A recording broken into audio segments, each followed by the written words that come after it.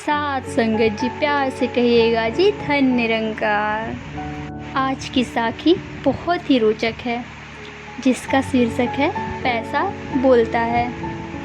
यह कहावत कई सदी से चली आ रही है। इसका अर्थ बहुत ही कम लोग जानते हैं, मगर एक चूहे ने इस कहावत को सही अर्थ को साकार कर दिखाया है। किसी नगर में एक फ़कीर रहते थे।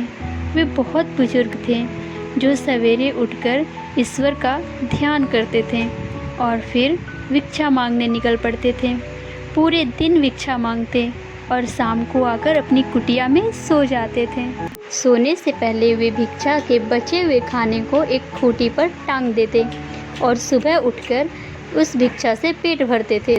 मगर कुछ दिनों से उनकी वह बची हुई भिक्षा गायब हो रही थी। पहले पहले तो उन्होंने समझा कि हो सकता है वो रात में भिक्षा रखना भूल गए हों, मगर जब हर दिन यही होता रहा, कई सप्ताह तक यही क्रम चलता रहा, तो फकीर बाबा परेशान होने लगे। एक दिन उन्होंने निश्चय किया कि आज वे उस चोर को अवश्य पकड़ कर रहेंगे, जो उनके खाने को रोज चुपके से खा जाता है। यह सोचकर उस रात वे जागते रहे। रात के करीब दूसरे पहर में उन्होंने कुटिया में किसी की आहट सुनी। आहट होते ही वे सतर्क हो गए। उन्होंने चिराग जलाया।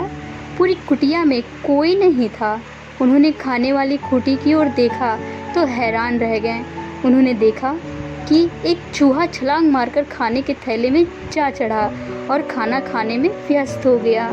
यह देखकर फकीर बाबा का रोम रोम क्रोधित अग्नि से तप कर उठने लगा। लाठी उठाई और चूहे को मारने के लिए दौड़ पड़े, मगर चूहा अत्यधिक चालाक था।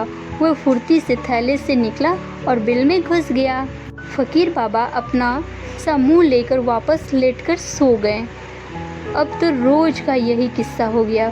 फकीर बाबा रोज लाठी लेकर चूहे को मारने दौड़ते, मगर असफलता से वह वापस लौटकर आ जाते। उन्होंने बूटी भी ऊंची की, मगर कोई फ़ायदा नहीं हुआ। तब एक दिन फकीर बाबा ने एक युक्ति भिड़ाई कि कहीं से एक लंबा बांस लाएं और रात को जब भी उनकी आंख खुलती है वो बांस फटकारते। मगर यह तरकीब भी ज़्यादा कारगर साबित नहीं हुई। उनके खाने से कुछ न कुछ वह चूहा उड़ा ही ले जाता था। फिर एक दिन उनके गुरुजी उनके पास आए। खाना खाने के बाद फकीर बाबा ने बचा हुआ खाना थैले में करके बूटी पर टांग दिया। रात को दोनों गुरु शिष्य बातें करने बैठे तो शिष्य ने वही बांस हाथ में लिया और जब भी उन्हें एहसास होता कि चूहा बिल से बाहर आने वाला है, वे बांस फटकार देते हैं और फटकार सुनकर चूहा फिर से बिल में भाग जाता था। इधर शिष्य को बार बार बांस फटकारते देख गुरु को अच्छा ना लगा। वे बोले, शिष्य, लगता है कि तुम कहीं और ध्यान लगा रहे हो। मैं देख रहा हूँ कि तुम्हारा ध्यान हमारी बातों की ओर नहीं है। क्या तुम इतने अभ्यस्त हो गए हो कि घर आए मेहमान का आदर सत्कार तक भूल गए हो? क्या हमने तुम्हें यही शिक्षा दी थी कि जब हम तुमसे मिलने आए तो तुम हमारी बातों पर ध्यान भी ना दो? गुरु की बात सुनकर शिष्य बाबा हड़बड़ा गए। वे मुंधे गले से बोले, नहीं गुरुजी, यह बात नहीं है। फिर क्या बात है? तुम बार बार बांस क्यों फटकार रहे हो? गुरुजी नरम हुए। असल में गुरुजी, मुझे कुछ दिनों से एक चूहे ने अत्यधिक परेशान कर रखा है। तो गुरुजी बोले, क्या मतलब? कुछ दिनों से मैं जब भी खाना बचा कर रखता हूँ, चूहा उसे आकर रोज खा जाता।